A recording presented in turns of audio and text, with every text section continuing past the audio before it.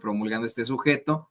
¿Qué le parece que vamos a lo importante, a lo interesante? Y que es que México efectivamente este año hará historia al elegir a sus impartidores de justicia. Y hoy en la conferencia de prensa mañanera, al parecer, bueno, pues no se la esperaban. Una compañera corresponsal le preguntó a la presidenta de México, a la doctora Claudia Sheinbaum, sobre la renuncia del Comité de Evaluación del Poder Judicial, y la doctora le dice, no, pues que no fue renuncia, más bien se quedaron sin trabajo porque así lo determinó la Corte. ¿Por qué no escuchamos? Es muy rápido lo que comenta la doctora y lo platicamos con la doctora Elisa Godínez aquí en Sin Censura. Presidenta, ayer pues se daba a conocer la renuncia de los integrantes del Comité de Evaluación del Poder Judicial. Conocer su opinión al respecto luego de que el Tribunal Electoral pues anunció que el Senado podía continuar con la selección de los aspirantes. Pues no fue de que el tribunal dijera que podía continuar el poder legislativo a través de la selección al azar, sino que fue una decisión de la Corte de no continuar con los trabajos. Entonces, pues sí, pues ya que tenía que hacer el comité, si ya no iban a trabajar. O sea, porque lo ponen así como renuncian los... No, pues si ya no tenían trabajo, ya la Corte ya les había dicho que ya no iban a seguir desarrollando su actividad, pues ni modo que siguieran ahí en un comité que ya no tenía ningún sentido.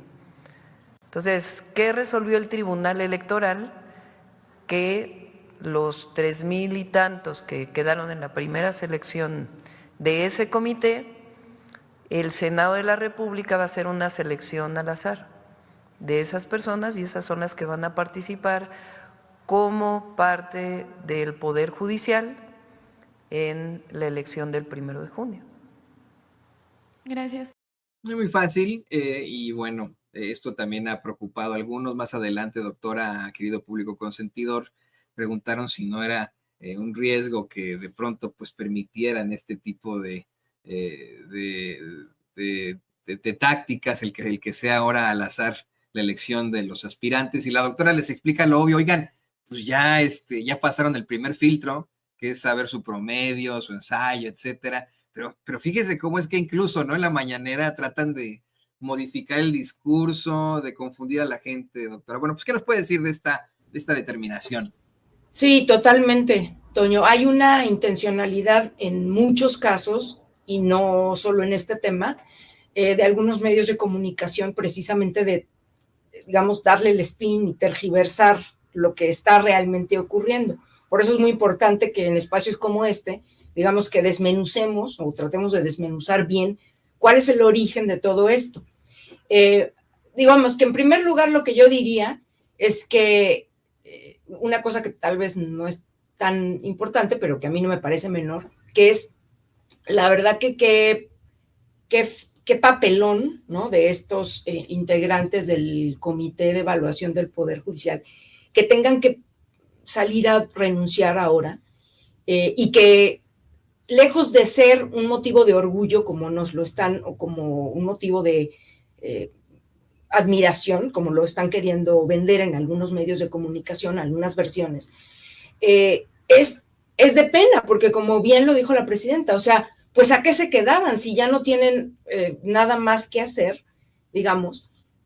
Porque por una decisión que hay que analizar también, unilateral, de la Suprema Corte de Justicia, ¿no?, de darle entrada a dos recursos que interpusieron dos jueces respectivamente, no me recuerdo de qué estados ahorita exactamente, pero son jueces que se tomaron la atribución que no les corresponde de emitir una suspensión definitiva al procedimiento porque las razones que sean.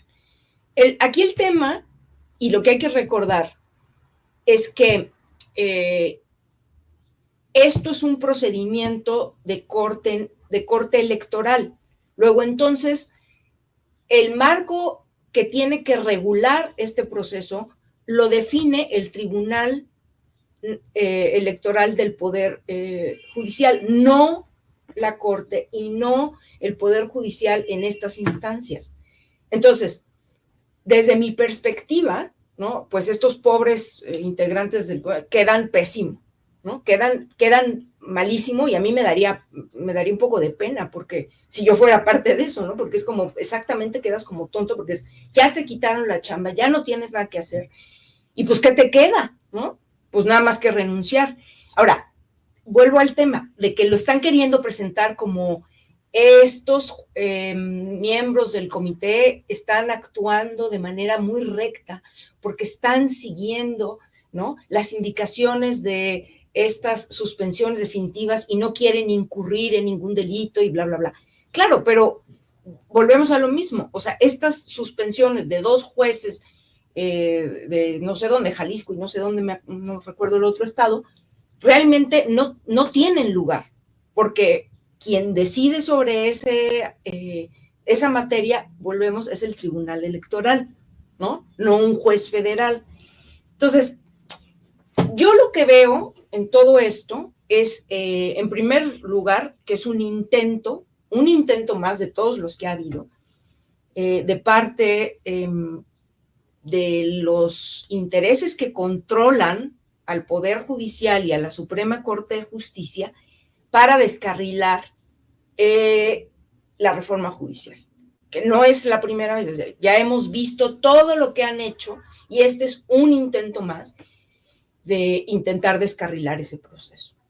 En segundo lugar, yo creo que estamos ya prácticamente en la antesala, ¿no?, en los minutos finales, casi que en el tiempo extra, de la derrota absoluta de la ministra o presidenta Norma Piña de la Suprema Corte de Justicia, quien ha sido un factor que ha precisamente jugado de manera parcial en favor de los intereses que controlan precisamente al Poder Judicial y a la Suprema Corte de Justicia. Ella es, digamos, su jugadora. Y ella no ha sido imparcial, más bien ha sido todo lo contrario, ha sido totalmente parcial y ha sido la, digamos, principal actriz, pues, de esta puesta en escena que es la oposición en contra de la reforma judicial.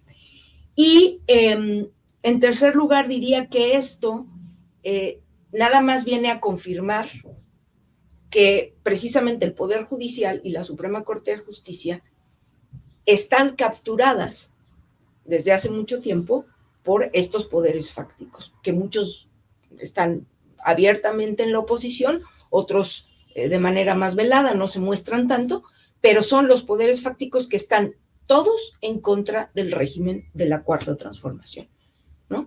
Y que han encontrado en ese reducto de la Suprema Corte y el Poder Judicial, pues una de las últimas trincheras que les queda para oponerse pues a este régimen. Yo creo que todavía tendrían algunos ases bajo la manga, vamos a decirlo así, doctora. Siguen detentando con mucha fuerza al Poder Judicial de aquí hasta este verano. Estarán ellos al frente del Poder Judicial, van a seguir determinando. Ya no tienen esa mayoría en la Suprema Corte con la que hacían y deshacían, pero siguen detentando el poder. ¿Usted cree que de alguna u otra forma, ya para cerrar, no quitarle más su tiempo, cree que de alguna u otra forma podrían en el Poder Judicial tener algún otro tipo de estratagema para intentar minar la elección de impartidores de justicia en junio? Sí, a ver, yo creo que de seguro tienen otras estrategias guardadas. O sea, no se van a quedar cruzados de brazos, ¿no? Lo que pasa es que están peleando como gatos boca arriba, intentando a toda costa ver de qué manera alguna de sus tantas intentos pega, ¿no? A lo mejor pega y es como dice el dicho, a ver si es chicle y pega, ¿no? Pero lo cierto es que la correlación de fuerzas en este momento no les favorece a ellos. Y sí, claro, lo van a seguir intentando, yo creo que hasta lo último, ¿no? pero cada vez creo, en mi opinión, que quedan mucho más expuestos, quedan mucho más claro, se desnudan totalmente como lo que han sido, un poder que, digamos, en su mayoría, pues no quiere perder privilegios, ¿no?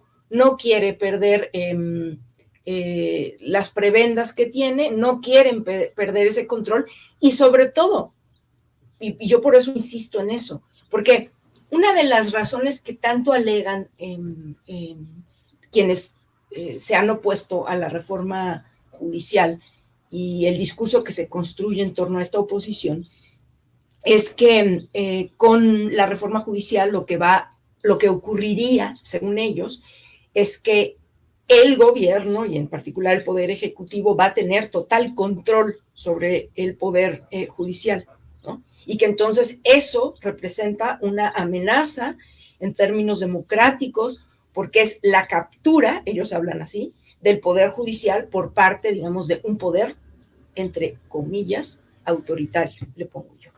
Y aquí, más bien lo que vemos es que nadie quiere hablar un poco del elefante en la sala, ¿no? O sea, y el elefante es en la sala es que ese poder judicial desde hace décadas está capturado por los poderes fácticos de este país. ¿Y cuáles son los poderes fácticos de este país? Bueno, pues el poder económico, también el crimen organizado, por decir dos, ¿no? Por decir dos. Y ahí tenemos ejemplos para dar y regalar.